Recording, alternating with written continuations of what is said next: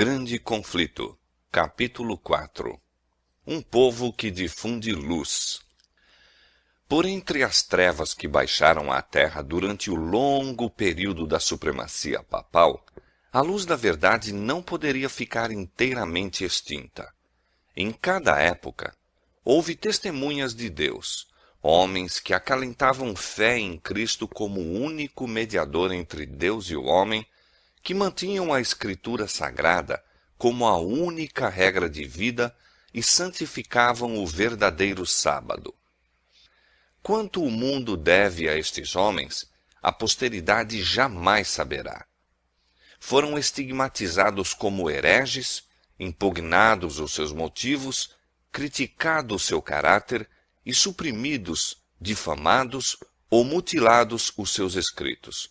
No entanto, permaneceram firmes e de século em século mantiveram a fé em sua pureza como sagrado legado às gerações vindouras. A história do povo de Deus durante os séculos de trevas que se seguiram à supremacia de Roma está escrita no céu, mas pouco espaço ocupa nos registros humanos. Poucos traços de sua existência se podem encontrar, a não ser nas acusações de seus perseguidores. Foi tática de Roma obliterar todo vestígio de dissidência de suas doutrinas ou decretos. Foi tática de Roma obliterar todo vestígio de dissidência de suas doutrinas ou decretos. Tudo que fosse herético, quer pessoas, quer escritos, procurava ela destruir. Expressões de dúvida ou questões quanto à autoridade dos dogmas papais eram suficientes para tirar a vida do rico ou pobre, elevado ou humilde. Roma se esforçava também por destruir todo registro de sua crueldade para com os que discordavam dela. Os concílios papais decretavam que livros ou escritos contendo relatos desta natureza deveriam ser lançados às chamas. Antes da invenção da imprensa, os livros eram pouco numerosos e de forma desfavorável à preservação. Portanto, pouco havia a impedir que os romanistas levassem a efeito o seu desígnio. Nenhuma igreja dentro dos limites da jurisdição romana ficou muito tempo sem ser perturbada no gozo da liberdade de consciência. Mal o papado obtivera poder, estendeu os braços para esmagar a todos os que recusassem a reconhecer-lhe o domínio, e uma após outra, submeteram-se as igrejas ao seu governo. Na Grã-Bretanha, o primitivo cristianismo muito cedo deitou raízes. O evangelho, recebido pelos bretões nos primeiros séculos, não se achava então corrompido pela apostasia romana. A perseguição dos imperadores pagãos, que se estendeu mesmo até aquelas praias distantes, foi a única dádiva que a primeira igreja da Bretanha recebeu de Roma. Muitos dos cristãos, fugindo da perseguição na Inglaterra, encontraram refúgio na Escócia.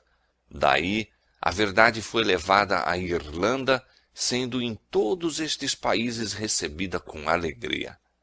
Quando os saxões invadiram a Bretanha, o paganismo conseguiu predomínio.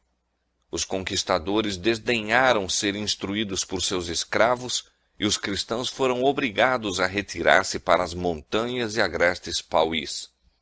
Não obstante, a luz por algum tempo oculta continuou a arder. Na Escócia, um século mais tarde, brilhou ela com um fulgor que se estendeu a muito longínquas terras. Da Irlanda vieram o piedoso Columba e seus colaboradores, os quais, reunindo em torno de si os crentes dispersos da solitária ilha de Iona, fizeram desta o centro de seus trabalhos missionários. Entre estes evangelistas encontrava-se um observador do sábado bíblico, e assim esta verdade foi introduzida entre o povo. Estabeleceu-se uma escola em Iona, da qual saíram missionários não somente para a Escócia e Inglaterra, mas para a Alemanha, Suíça e mesmo para a Itália. Roma, porém, fixara os olhos na Bretanha e resolvera pô-la sob sua supremacia. No sexto século, seus missionários empreenderam a conversão dos pagãos saxões. foram recebidos com favor pelos orgulhosos bárbaros e induziram muitos milhares a professar a fé romana.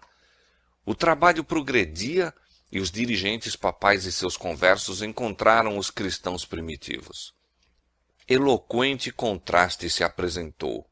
Os últimos eram simples, humildes de caráter, doutrina e maneiras segundo as Escrituras, ao passo que os primeiros manifestavam a superstição, a pompa, a arrogância do papado. O emissário de Roma exigiu que estas igrejas cristãs reconhecessem a supremacia do soberano pontífice. Os bretões mansamente replicaram que desejavam amar a todos os homens, mas que o Papa não tinha direito à supremacia na igreja e que eles poderiam prestar-lhe somente a submissão devida a todo seguidor de Cristo. Repetidas tentativas foram feitas para se conseguir sua adesão a Roma, mas esses humildes cristãos, espantados com o orgulho ostentado por seus emissários, firmemente replicavam que não conheciam outro mestre senão a Cristo. Revelou-se então o verdadeiro espírito do papado.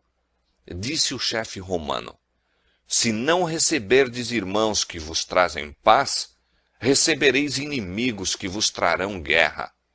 Se vos não unirdes conosco para mostrar aos saxões o caminho da vida, recebereis deles o golpe de morte. Não era isto simples ameaça. Guerra, intriga e engano foram empregados contra as testemunhas de uma fé bíblica, até que as igrejas da Bretanha foram destruídas ou obrigadas a submeter-se à autoridade do Papa. Em terras que ficavam além da jurisdição de Roma, existiram por muitos séculos corporações de cristãos que permaneceram quase inteiramente livres da corrupção papal. Estavam rodeados de pagãos e, no transcorrer dos séculos, foram afetados por seus erros, mas continuaram a considerar a Escritura Sagrada como a única regra de fé, aceitando muitas de suas verdades. Estes cristãos acreditavam na perpetuidade da lei de Deus e observavam o sábado do quarto mandamento. Igrejas que se mantinham nesta fé e prática existiram na África Central e entre os armênios, na Ásia. Mas dentre os que resistiram ao cerco cada vez mais apertado do poder papal, os valdenses ocuparam posição preeminente. A falsidade e corrupção papal encontraram a mais decidida resistência na própria terra em que o Papa fixara a sede. Durante séculos, as igrejas do Piemonte mantiveram-se independentes, mas afinal chegou o tempo em que Roma insistiu em submetê-las. Depois de lutas inúteis contra a tirania, os dirigentes destas igrejas reconheceram relutantemente a supremacia do poder a que o mundo todo parecia render homenagem. Alguns houve, entretanto, que se recusaram a ceder à autoridade do Papa ou do prelado. Estavam decididos a manter sua fidelidade a Deus e preservar a pureza e simplicidade de fé. Houve separação. Os que se apegaram à antiga fé retiraram-se. Alguns, abandonando os Alpes nativos, alçaram a bandeira da verdade em terras estrangeiras. Outros se retraíram para os vales afastados e fortalezas das montanhas e ali preservaram a liberdade de culto a Deus. A fé que durante muitos séculos fora mantida e ensinada pelos cristãos valdenses estava em assinalado contraste com as falsas doutrinas que Roma apresentava. Sua crença religiosa baseava-se na palavra escrita de Deus, o verdadeiro documento religioso do cristianismo. Mas aqueles humildes camponeses, em seu obscuro retiro, excluídos do mundo e presos à labuta diária entre seus rebanhos e vinhedos, não haviam por si só chegado à verdade em oposição aos dogmas e heresias da igreja apóstata. A fé que professavam não era nova. Sua crença religiosa era a herança de seus pais. lutavam pela fé da Igreja Apostólica, a fé que uma vez foi dada aos santos. A igreja no deserto e não a orgulhosa hierarquia entronizada na grande capital do mundo era a verdadeira igreja de Cristo, a depositária dos tesouros da verdade que Deus confiara a seu povo para ser dada ao mundo. Entre as principais causas que levaram a igreja verdadeira a separar-se da de Roma, estava o ódio desta ao sábado bíblico. Conforme fora predito pela profecia, o poder papal lançou a verdade por terra. A lei de Deus foi conculcada no pó, enquanto se exaltavam as tradições e costumes dos homens. As igrejas que estavam sob o governo do papado foram logo compelidas a honrar o domingo como dia santo. No meio do erro e superstição que prevaleciam, muitos, mesmo dentre o verdadeiro povo de Deus, ficaram tão desorientados que, ao mesmo tempo em que observavam o sábado, abstinham-se do trabalho também no domingo. Isto, porém, não satisfazia aos chefes papais. Exigiam não somente que fosse santificado o domingo, mas que o sábado fosse profanado, e com a mais violenta linguagem denunciavam os que ousavam honrá-lo. Era unicamente fugindo ao poder de Roma que alguém poderia, em paz, obedecer à lei de Deus. Os valdenses foram os primeiros dentre os povos da Europa a obter a tradução das Sagradas Escrituras. Centenas de anos antes da Reforma, possuíam a Bíblia em manuscrito na língua materna. Tinham a verdade incontaminada, e isto os tornava objeto especial do ódio e perseguição. Declaravam ser a Igreja de Roma a Babilônia apóstata do Apocalipse, e com perigo de vida erguiam-se para resistir às suas corrupções.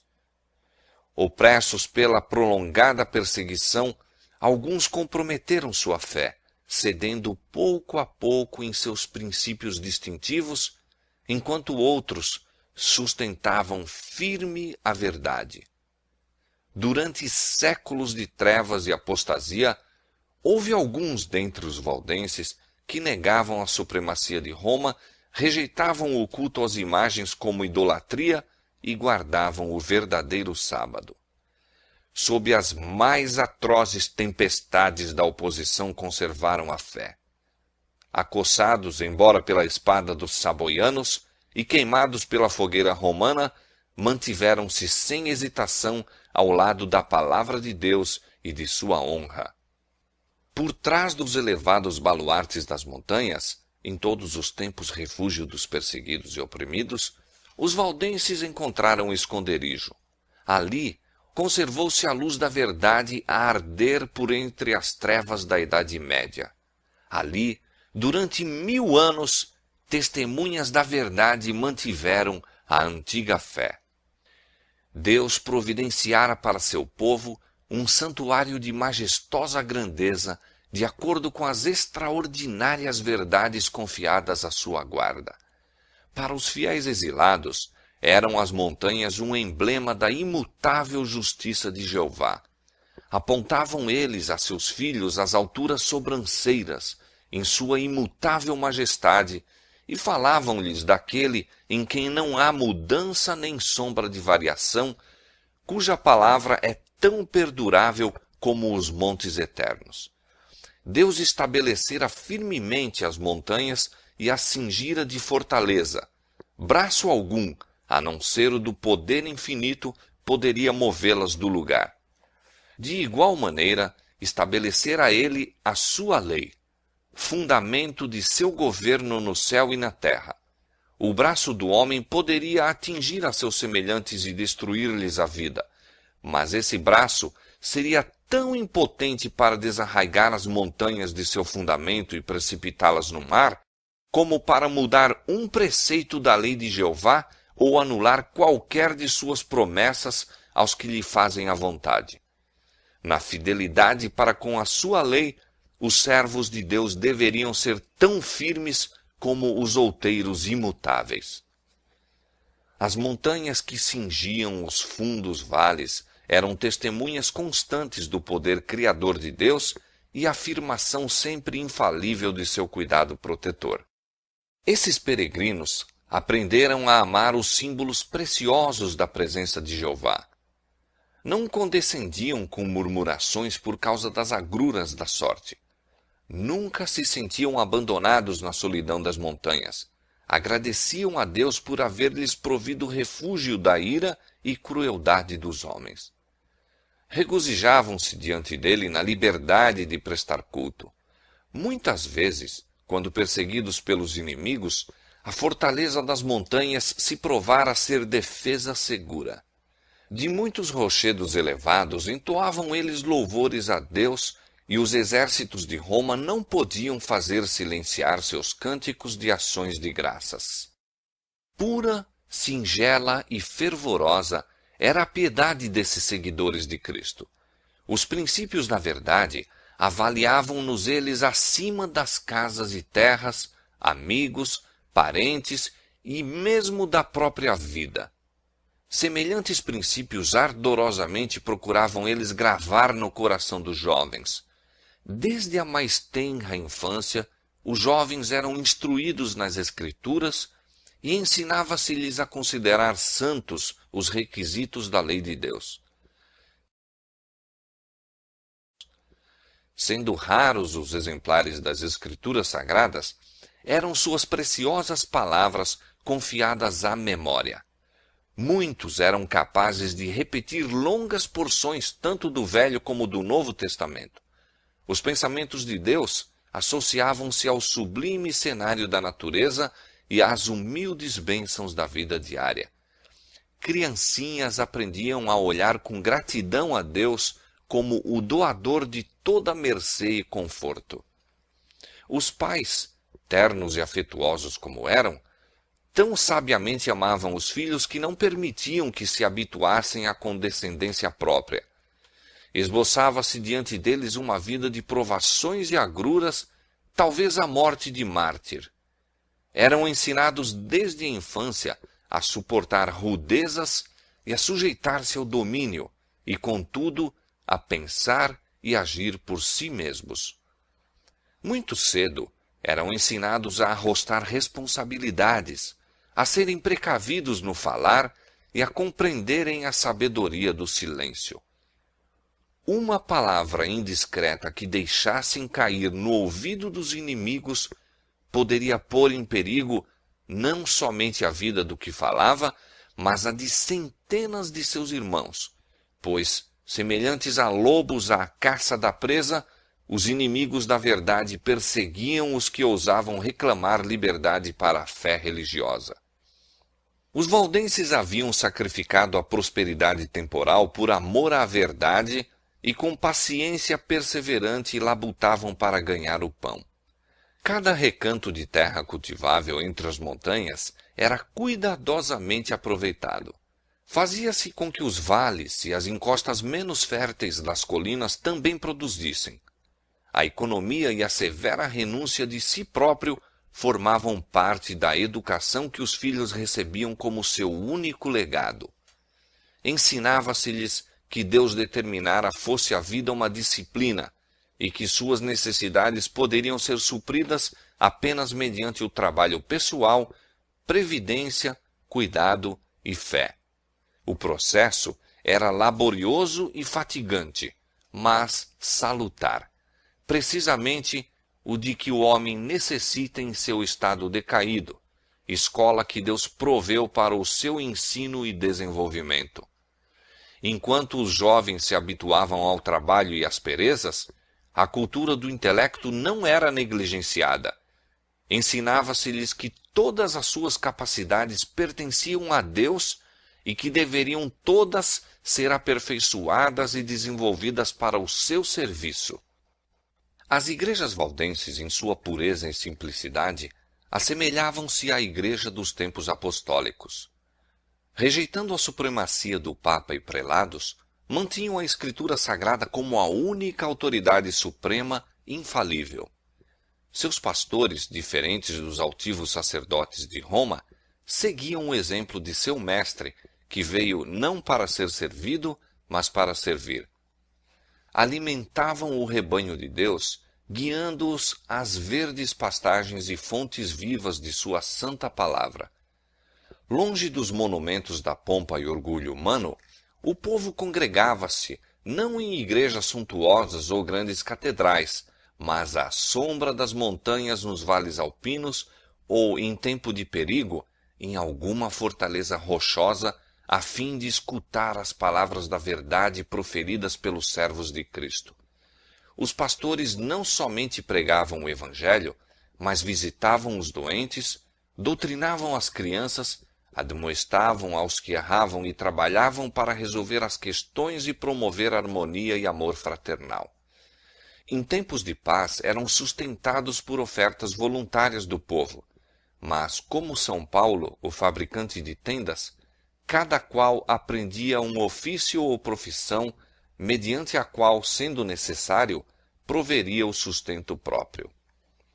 De seus pastores recebiam os jovens instrução. Conquanto se desse atenção aos ramos dos conhecimentos gerais, fazia-se da Escritura Sagrada o estudo principal.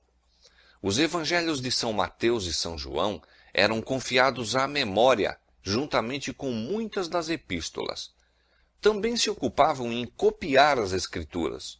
Alguns manuscritos continham a Bíblia toda, outros apenas breves excertos, a que algumas simples explicações do texto eram acrescentadas por aqueles que eram capazes de comentar as Escrituras. Assim se apresentavam os tesouros da verdade durante tanto tempo ocultos pelos que procuravam exaltar-se acima de Deus.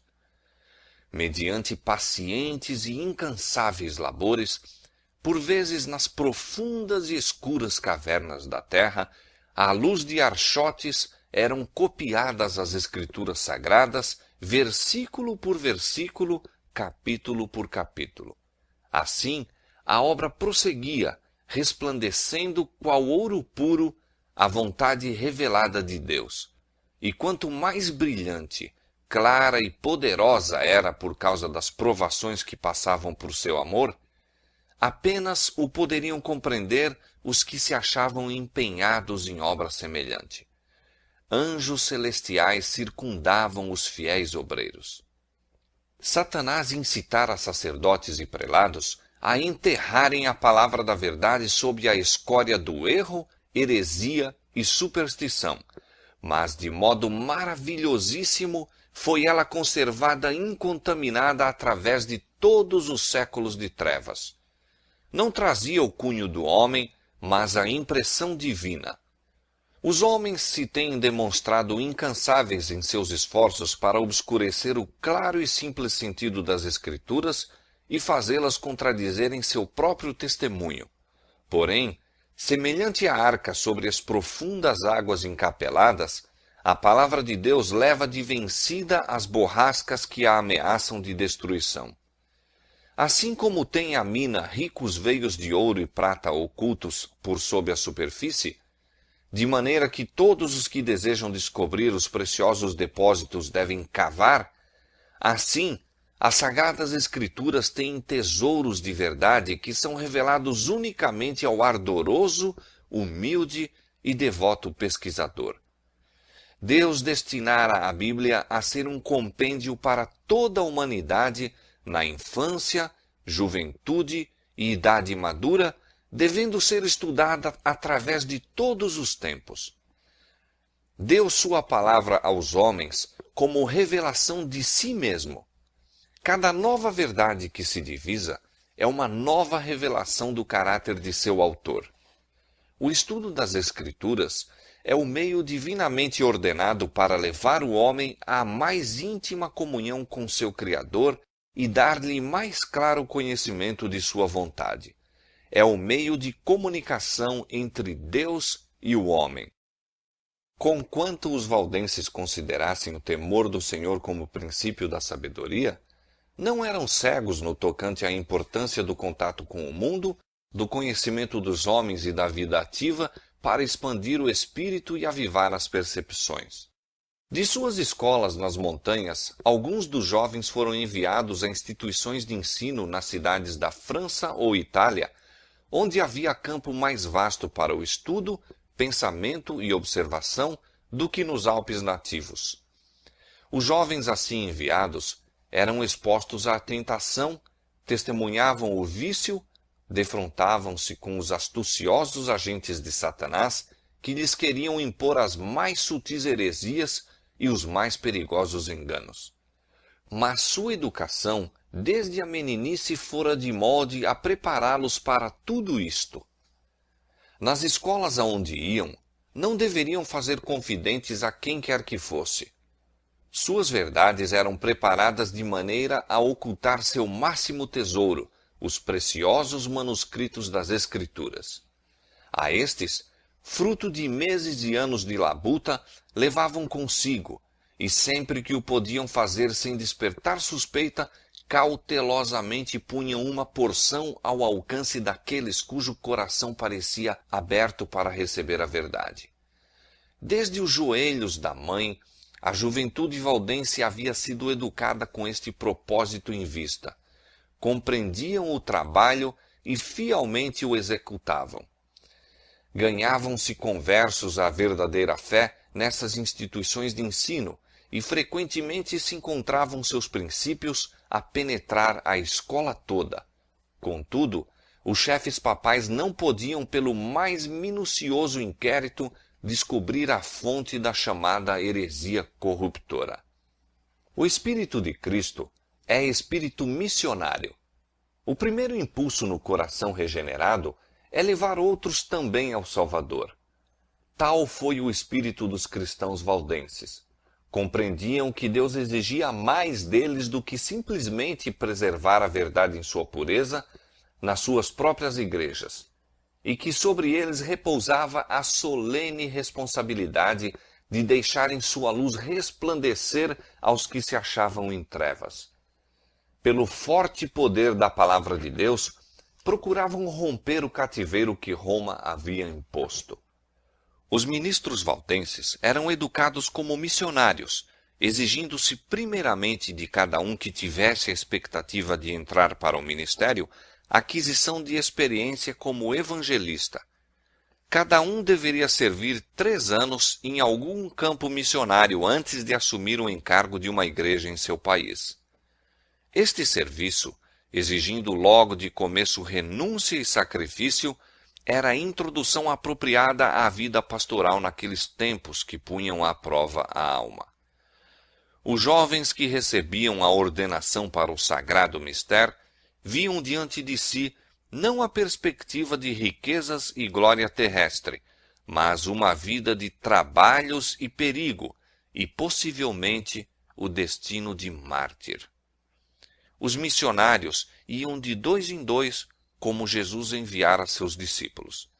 Cada jovem tinha usualmente por companhia um homem de idade e experiência, achando-se aquele sob a orientação do companheiro, que ficava responsável por seu ensino e a cuja instrução se esperava que seguisse. Estes coobreiros não estavam sempre juntos, mas muitas vezes se reuniam para orar e aconselhar-se, fortalecendo-se assim mutuamente na fé. Tornar conhecido o objetivo de sua missão seria assegurar a derrota. Ocultavam, portanto, cautelosamente seu verdadeiro caráter. Cada ministro possuía conhecimento de algum ofício ou profissão, e os missionários prosseguiam na obra sob a aparência de vocação secular. Usualmente escolhiam a de mercador ou vendedor ambulante.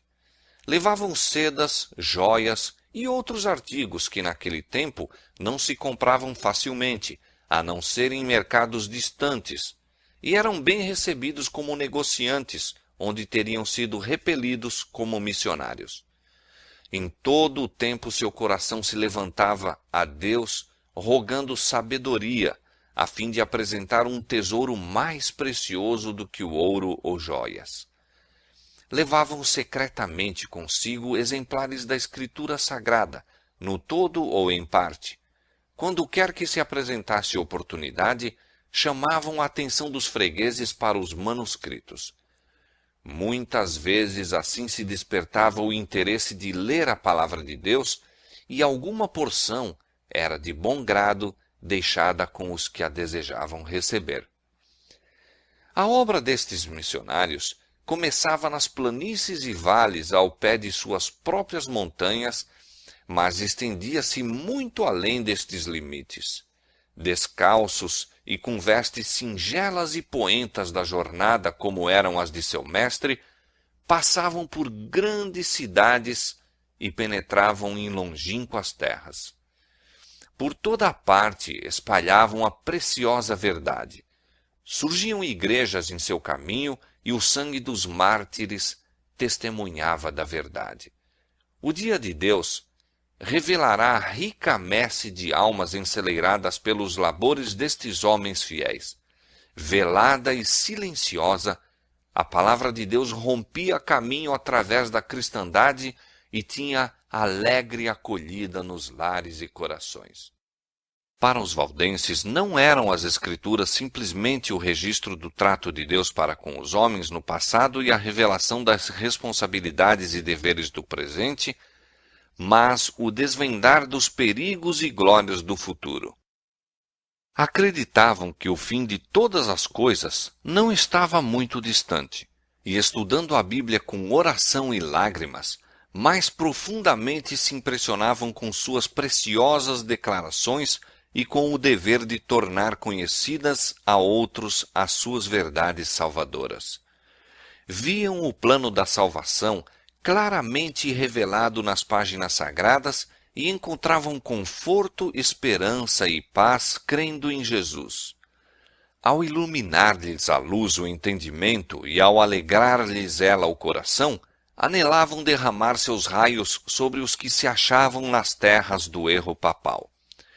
Viam que, sob a direção do Papa e sacerdotes, multidões debalde se esforçavam por obter perdão, afligindo o corpo por causa do pecado da alma. Ensinados a confiar nas boas obras para se salvarem, estavam sempre a olhar para si mesmos, ocupando a mente com a sua condição pecaminosa, vendo-se expostos à ira de Deus, afligindo alma e corpo, não achando, contudo, alívio.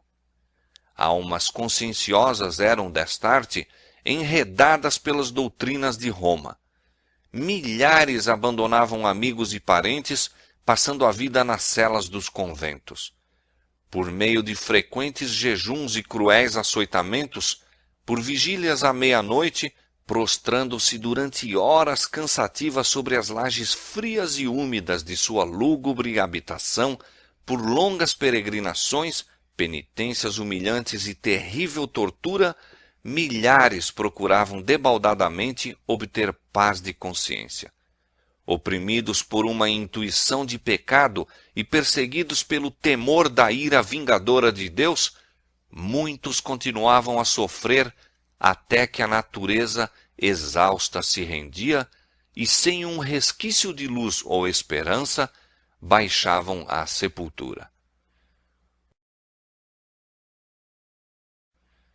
Os valdenses ansiavam por partir a estas almas famintas o pão da vida, revelar-lhes as mensagens de paz nas promessas de Deus e apontar-lhes a Cristo como a única esperança de salvação.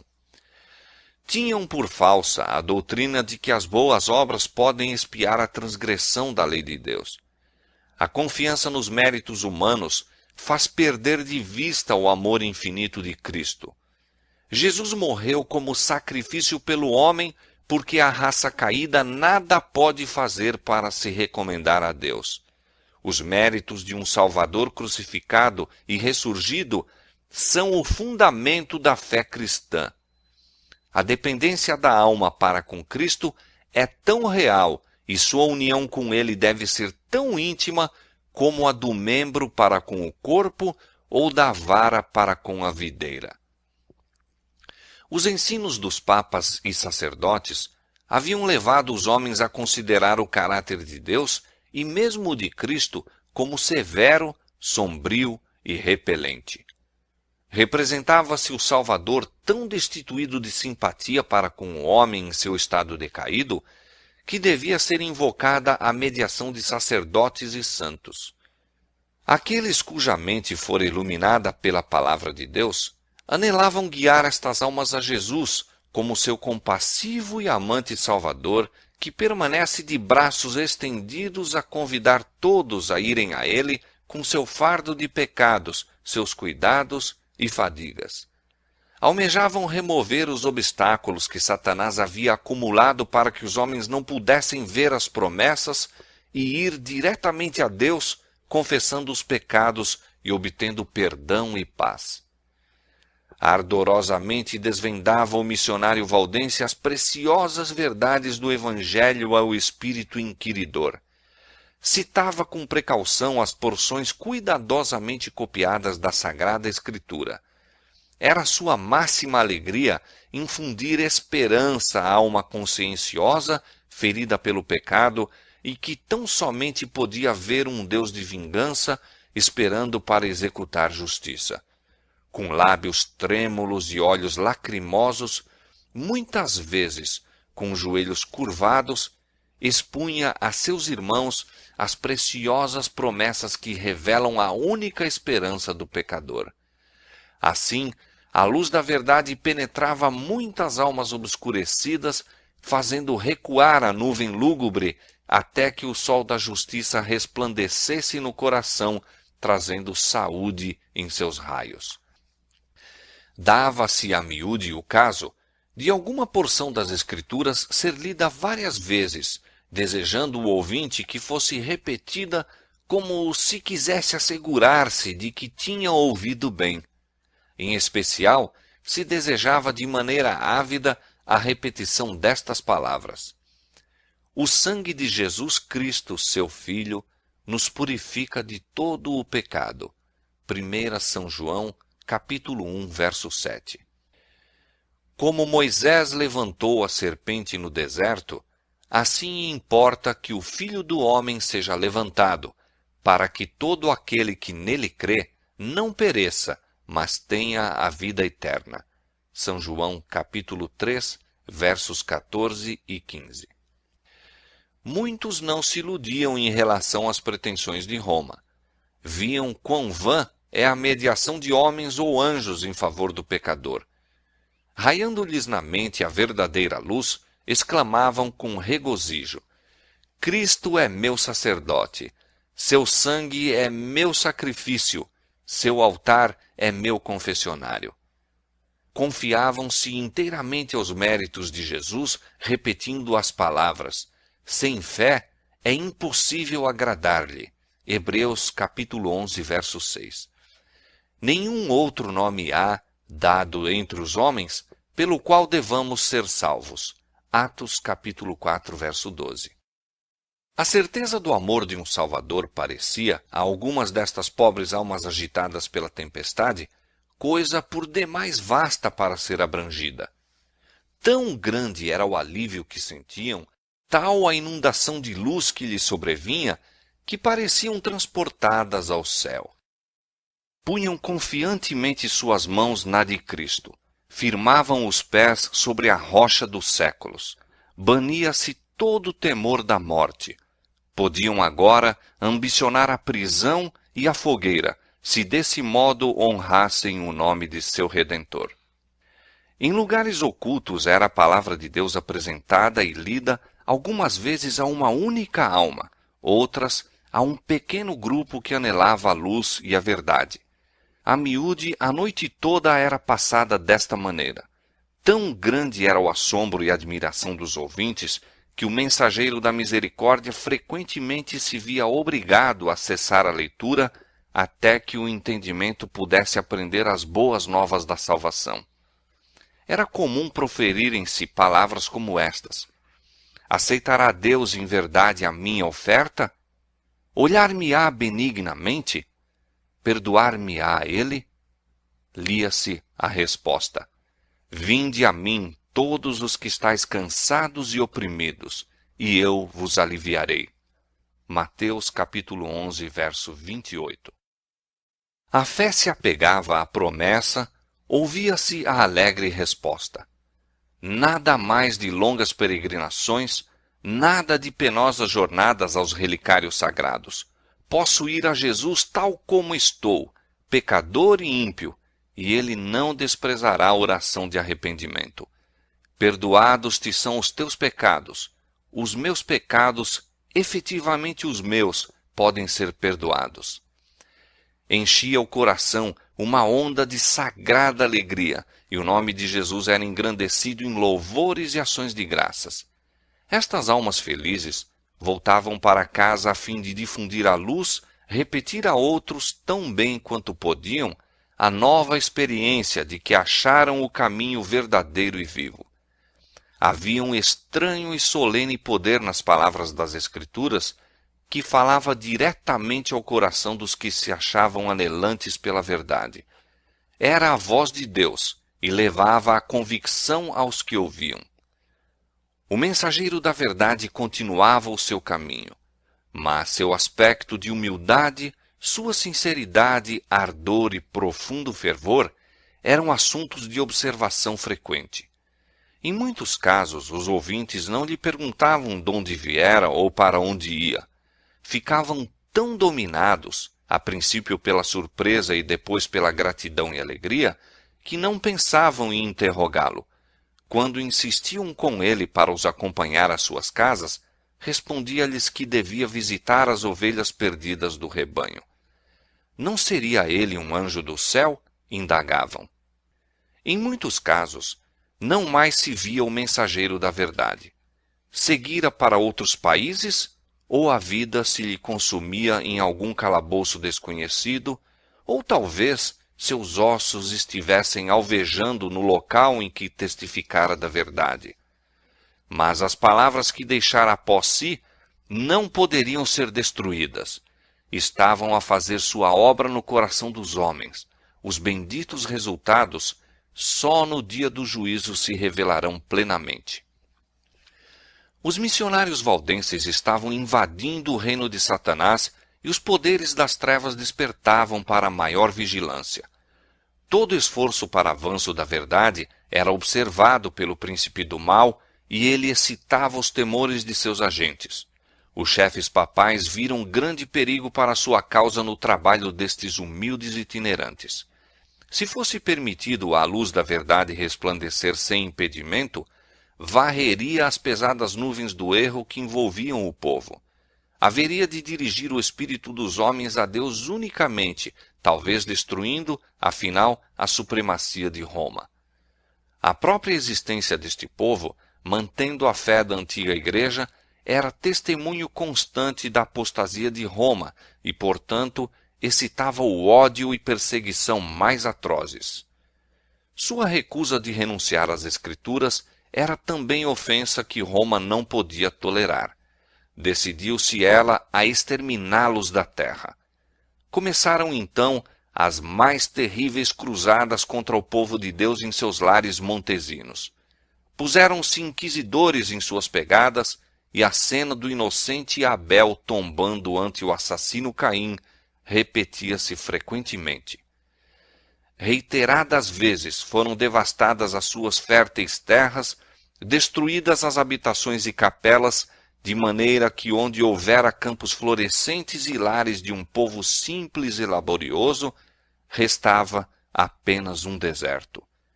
Assim como o animal de rapina se torna mais feroz provando sangue, a ira dos sectários do Papa acendia-se com maior intensidade com o sofrimento de suas vítimas. Muitas destas testemunhas da fé pura foram perseguidas através das montanhas e caçadas nos vales em que se achavam escondidas, encerradas por enormes florestas e píncaros rochosos. Nenhuma acusação se poderia fazer contra o caráter moral da classe proscrita. Mesmo seus inimigos declaravam serem eles um povo pacífico, sossegado e piedoso. Seu grande crime era não quererem adorar a Deus segundo a vontade do Papa. Por tal crime, toda humilhação, insulto e tortura que homens ou diabos podem inventar, amontoaram-se sobre eles. Determinando-se Roma a exterminar a odiada seita, uma bula foi promulgada pelo Papa, condenando-os como hereges e entregando-os ao morticínio. Não eram acusados como ociosos, desonestos ou desordeiros, mas declarava-se que tinham uma aparência de piedade e santidade que seduzia as ovelhas do verdadeiro aprisco.